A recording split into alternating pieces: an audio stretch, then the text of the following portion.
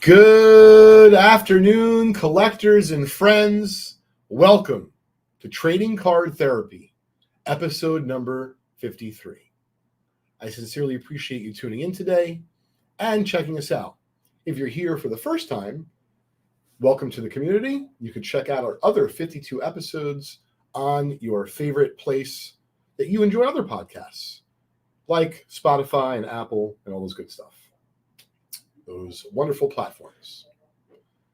How is everyone doing today that is coming back? Because we have a lot of folks who've heard some of our previous episodes, or they've checked out my other podcast, Leighton's Loft, or they've seen me on Jeremy Lee's show, Sports Cards Live, every Saturday night for the Vintage Spotlight. Number of things to cover today. So without further ado, we're going to get right into it. First up, really excited as we have a few members of our Vintage Breaks community who are currently trying to complete the 1933 Gaudy set. One person in particular had noticed there was 6 different graded 1933 Gaudis that we had in our eBay store, which you can always find at just_collect on eBay. And he found these 6 cards, and he let me know that as much as he was interested in them, he wanted to see if I would potentially be willing to trade. And of course, especially for someone that I know from our community, I'm always at least open to the idea. And there is something special about helping, whether it be a fellow collector or a friend, complete something monumental, such as one of the big 3 baseball sets. And in my opinion, let me know in the comments what you think. But in my opinion, the top 3 mainstream baseball sets are as follows: the Tito 06 set, the 1933 Gaudy set, and the 1952 Topps baseball set. What's up, James? Thanks for tuning in today. So this, of course, is one of those 3 sets, and he's closing it in on the set. And as he's explained to me, listen, between completing that set and, of course, having other hobby interests, budgeting is a little bit tighter than he'd like at the moment, but I'd be willing to trade. So because he had a eBay account, I simply just checked it out, let him know some of the cards I was interested in. And what's really cool today, I'm here to show you, before we ship out to him, his cards to help him move closer to completing the 1933 Gaudy set. We have the cards that we traded him, and I'm about to show you the cards that he traded us. So without further ado, we're going to show them off. But before I do, I want to encourage you all out there to talk to your favorite dealer. Talk to your favorite local card store. And it doesn't have to necessarily be something that you're pursuing to complete a set, or to complete a rainbow, or to complete a run. Maybe you've always wanted a Tito 06 Hall of Famer. You collect modern. What's up, Collector's Dream? But you can't necessarily swing $500 right now. Or if you do that, you're not getting into your weekly poker game, you're not buying into your fantasy league, and you still want to go out to dinner on Saturday night. But the joking aside, we've all been in these situations before. So I'm really proud that we were able to reach a deal, help my friend move a little bit closer towards completing such an epic set. And he didn't have to use any cash in doing so, other than to ship us the cards, meaning insured shipping, to make sure they got here safely. So remember, the lesson, if you don't ask, you don't know. And especially, like I said, if it's your local dealer or local card store, or even a fellow collector, like I said, it doesn't have to be a completion of a set or a rainbow. It could be, hey, I want a type card, meaning a type collector. I would like to have a Tito 06 Hall of Famer for my collection. Can certainly understand why someone would want to trade for that. All right, so here is the cards I'm trading away to help his 1933 Gaudy set. Jack Russell in a 3, Mannion in a 3, Bump Hadley in a 2.5. What's shaking, Daniel? Thanks for tuning in. Joey Judge. Here are the 2, well, it's actually 1 Hall of Famer and 1 desirable card. Ted Lyons in a 1, but for a 1, looks pretty good. I'm going to show off these cards to Instagram as well. But the biggie is the Moberg. And even though he's not a Hall of Famer, he was a well-known spy. And they even made a movie about him, potentially several, wrote books. So this was, or these two are the highlights of what I'm trading away. And here are the 4 commons I'm showing Instagram.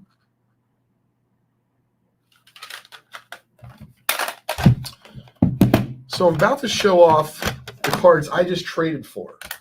But James from our Vintage Breaks community says he was 8 short of a 1933 Gaudy set, the big ones, had them all graded before he sold them off in 2012. Those days was getting PSA 5 for commons then, would love to do this. Yeah, well, the Gaudis have gone up a lot in the last 10 years or so, James, 12 years or so. Collector's Dream, I agree with you. A lot of sets, especially the ones I just mentioned, being the 06, the 52 Topps, and the 33 Gaudy, are too expensive for a lot of regular collectors, average collectors, if you will. I'm an average collector. It is not a trade with Hector, Daniel. Actually, I can say who it is because I think he's happy to share. So it's Andrew. Andrew is also working on a 33 Gaudy set, and he's now that much closer. And so these are the cards Andrew traded to me, and I'm going to show them off here on the show as well as on Instagram. First one up, and you're going to see the theme here. I just went with well-known Hall of Famers. I felt like I don't have enough 1950s and 60s of the Hall of Famers I'm looking for. I'm looking for Mantle, Clemente, and Koufax, a little bit of Aaron and Mays. But I have probably, I wouldn't say a surplus, but I have a fair amount of pre-war right now of Gaudis and 06s. So if you see something in our store on eBay at just_collect, please let me know if you'd like to do a trade, do a cash trade, or just chat baseball cards. So here's the first card, 62 Topps Clemente in a PSA 4. Next up is a 1939 play ball, Hank Greenberg SGC3. And as we're going through these, let me know your thoughts on the trade. Do you think Andrew got the better of me? Did I get the better of Andrew? Do you think it was fairly straight up? Would love to hear your thoughts. Yaz rookie in a 4. Last 3 are all Mantle cards. Once again, I'm looking to stock up on these particular 3 guys, Mantle, Clemente, and Koufax from the 50s and 60s. But, not their rookies, not their second years, but their, third year, their 5th year, their 7th year, and it can be low to mid grade is fine. They're very good sellers for us, and they're also great bonus cards and giveaways for our Vintage Breaks community. First Mantle of 3 in the deal, 61 Topps, Mantle MVP. Always a big fan of this card. Love the deep red background. Only thing I don't like about this example in particular is that nasty print line running across the middle. So IG, if you're out there and you want to drop me a line, send me a DM on Instagram. And of course, for those that are consuming this content on YouTube or different platforms where they enjoy their podcast, you can always email me direct, Leighton, Leighton, at justcollect.com. So you're right. I agree with you. That's typical in 61. However, the 64, it kind of looks pretty solid for a 4. Absolutely collector's dream. I agree with you. Easy enough for me to sell these cards. Might even keep one of these. But this 64 looks very strong for an SGC 4. And the last Mantle in the deal, this card used to be a little bit easier to come by, but I feel like if you're a type collector, the Mickey Mantle 1964 Topps Giants, especially in a PSA 8, it's affordable. It's about $250, $300. This is a great card if you want to buy a PSA 8 of a 1960s Mantle without breaking the bank.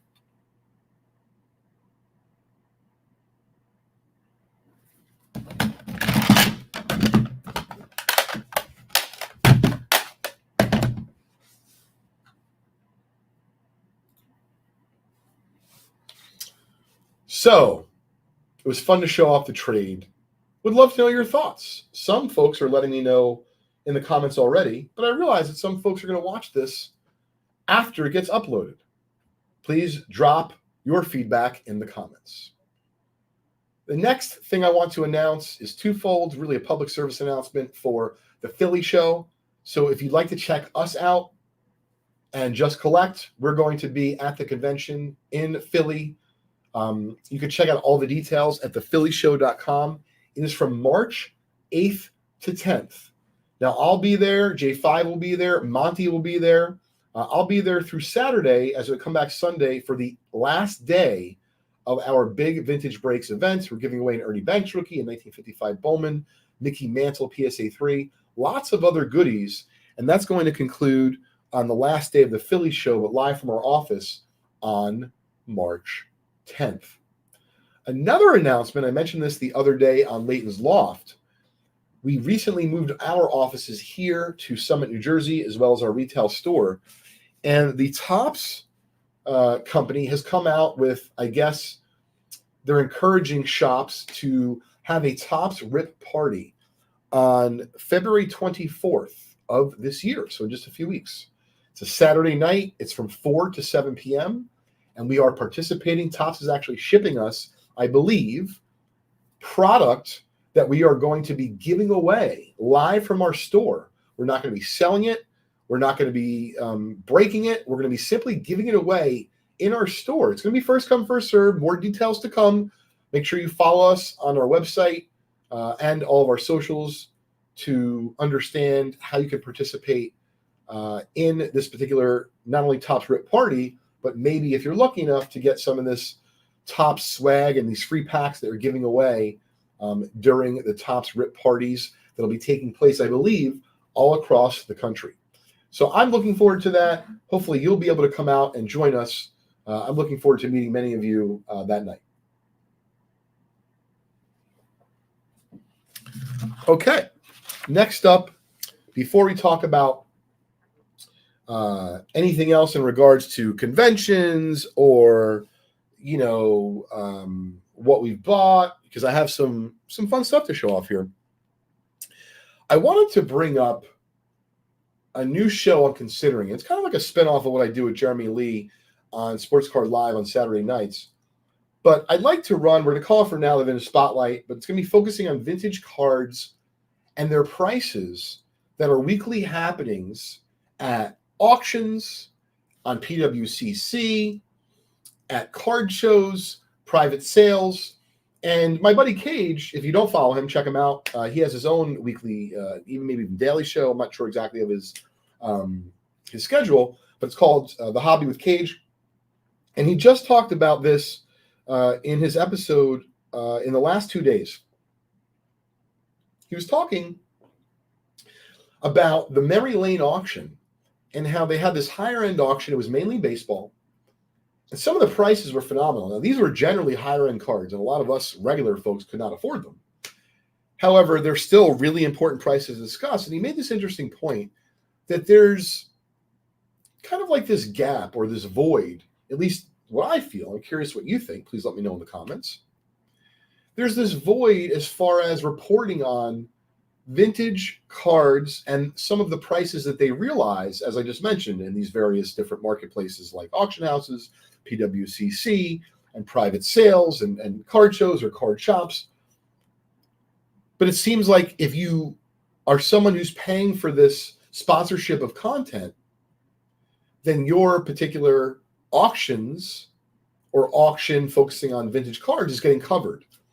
But for example, Memory Lane, they do a great job. They get great money for their stuff.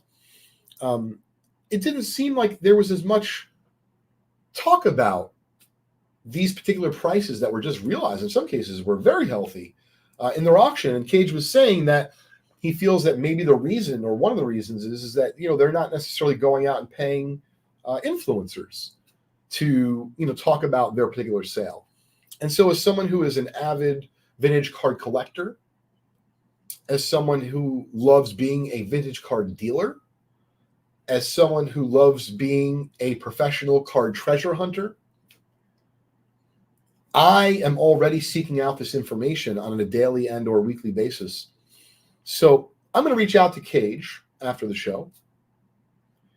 And I'm going to reach out to a couple others, but I wanted to hear your thoughts. Do you feel like the hobby? Would you watch something like this? Do you feel like there's value to you, the collector? There's value to you, the flipper. There's value to you, maybe the quasi-dealer, not only being reported the prices, right? Because anyone could just go to these particular websites and check them out. But let's be honest, the data these days is so voluminous. There's so much of it. It's a little bit tough to keep up. So my idea would be to report on not just, by the way, the $375,000 Randy Walter Johnsons that sell, but also on the sub $1,000 cards that sell, on maybe bellwether mainstream cards, but in lower grade. Just wanted to give a nice perspective, but on a weekly basis. Once a week, can't handle more than that. But I'm curious of your thoughts. Let me know if you'd like to see something like that come across your screen, whether it be on YouTube or Facebook. This is what I've been thinking about. And really, when Kate started talking about it within the last 24 to 48 hours, I was thinking the same thing because, and you know, I'm not suggesting all these folks are necessarily paying other influencers. They might be doing the work themselves, meaning they have an internal team that is putting out content on Instagram or Facebook with regular pace, with regularity. You know, I know for myself, I would watch something like this, which is why I thought it would be fun to talk about doing a piece of content like this on a weekly basis. So the next thing I'd like to cover today, and I don't want to really go into the details of it because I prefer you to check out the video on his channel. But this is a shout out to the Sports Card Dad. And, you know, he's got about 20,000 subscribers. So he's doing great. I actually just talked to him, I believe it was yesterday. Dustin's channel is a wide variety of content covering the hobby. If you'd like to check it out, by all means, please do. But in particular, this video called We're Getting Personal Today was not only a fantastic video about the hobby, but it tugged at my heartstrings personally, as I have a son with a particularly rare medical condition. He's doing great, by the way, just as it sounds like Dustin's son is hopefully thriving and doing great also.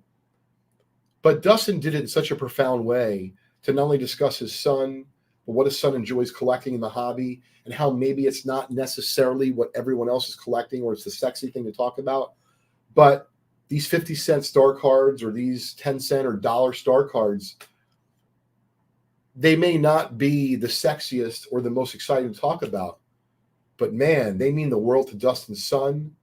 They mean the world to my son Crosby, even though we're really talking about Pokemon in this case. And Dustin brings up some other wonderful points, and I really don't want to steal his thunder or cause you to not watch his video. So please, I encourage you to check out not only his channel, Sports Card Dad, but if you're going to watch one video and you want to feel good that people care about our hobby, that there's good dads out there, that there's good parents out there that are looking out for kids in collecting that don't necessarily always equate it to the dollars and cents, but maybe what they might learn about being social, about numbers, about business. I mean, so many other things that are just wonderful that can come out of it. Please check out his video. And if you'd like to tell him I sent you, go right ahead, but not necessary, because I think that everyone who's enjoying hobby content will not only like this video, it may tug at your heartstrings. It might cause you to think about some of the things that Dustin is saying in the video with a fresh perspective. So the last thing is we're closing out the show today with a bang. I acquired this recently. We're going to put the full story on our blog at blog.justcollect.com. And even though we're going to put the story on the blog, my buddy Monty and I were talking earlier today. He helps us with our blogs quite often. I don't think that this particular one, and you'll see what I mean by the quotations, was dumped in the ocean and found in the ocean. But it got Monty and I to thinking. Can we dive into the body of water where Topps said that they dumped a bunch of 1952 Topps cards, a lot of high numbers, including this iconic hobby card, 1952 Topps number 311 Mickey Mantle. So I recently bought this card, and I don't believe it was found in the bottom of an ocean or a body of water. Although maybe it could have been with that staining. Joking aside, I actually think it looks pretty good for a 1. But it did get Monty and I talking. And we're going to write almost like a what if fantasy blog in terms of some of our crazy thoughts about one of the biggest mysteries, even though everyone thinks it's maybe not a mystery, that Topps dumped these cards. Did they? Can we get proof? Can we fish some out of this ocean, of this body of water? And like I was saying to Monty, how do you know they just didn't put bricks in it and some aspiring, I don't even call it an entrepreneur, just love cards, was like, you know what? I'm not dumping these cards in the ocean. I'm going to put them in, I don't know if there were storage units back in the 50s. I'm going to put them in Grandma Gertrude's house. Grandma Gertrude, if you're out there, or if the kin of Grandma Gertrude are watching, and you believe that you might have been given 1952 Topps cards, like by the case at some point in the 1950s when Topps was trying to get rid of them, please do one of 2 things. Tell no one, or reach out to yours truly directly, the doctor, Leighton Sheldon, the host of Trading Card Therapy. This is episode number 53. I've had a wonderful time with you folks. I hope you've enjoyed today's episode. And if you have, it would mean the world to me to leave it a like, subscribe to Trading Card Therapy so you'll know about the future episodes that will come out. Thanks for tuning in today. Mickey appreciates it.